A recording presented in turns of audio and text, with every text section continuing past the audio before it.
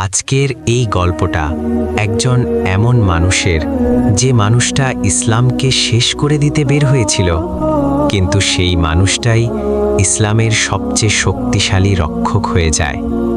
হ্যাঁ, আমি বলছি উমর ইবনে আল খাত্তাব রাদিয়াল্লাহু আনহুর ইসলাম গ্রহণের ঘটনা।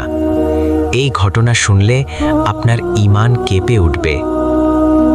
মক্কার রাস্তায় রাগে ফুঁসছিলেন উমর। তিনি সিদ্ধান্ত নিলেন আজই শেষ করবেন মুহাম্মদ সাল্লাল্লাহু আলাইহি ওয়াসাল্লামকে। হাতে তলোয়ার, চোখে আগুন, মনে ঘৃণা। পথে একজন তাকে জিজ্ঞেস করল, কোথায় যাচ্ছ উমর? তিনি বললেন, মুহাম্মদকে হত্যা করতে। লোকটি বলল, আগে নিজের ঘর ঠিক করো, তোমার বোন তো মুসলিম হয়ে গেছে। উমর স্তব্ধ। রাগে কাঁপতে কাঁপতে তিনি ঢুকে পড়লেন বোনের ঘরে। ভেতরে কোরআন তেলাওয়াত হচ্ছিল। তিনি মারতে শুরু করলেন। রক্ত বের হলো।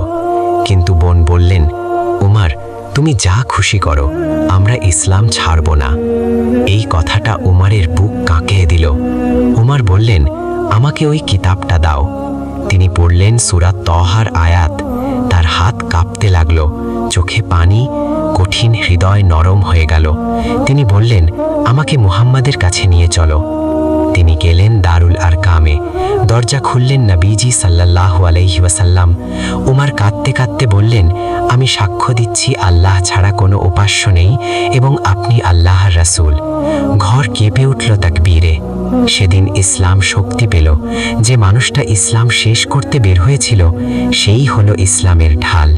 তাহলে তুমি কেন দেরি করছো? হয়তো আল্লাহ আজই তোমাকে ডাকছেন। ভিডিওটি যদি আপনার হৃদয়ে একটু হলেও ছুঁয়ে যায়, তাহলে একটি লাইক দিন, আমাদের চ্যানেলটি সাবস্ক্রাইব করুন আর প্রিয়জনদের মাঝে শেয়ার করে দিন। হয়তো কারো হেদায়েতের কারণ হয়ে যাবে।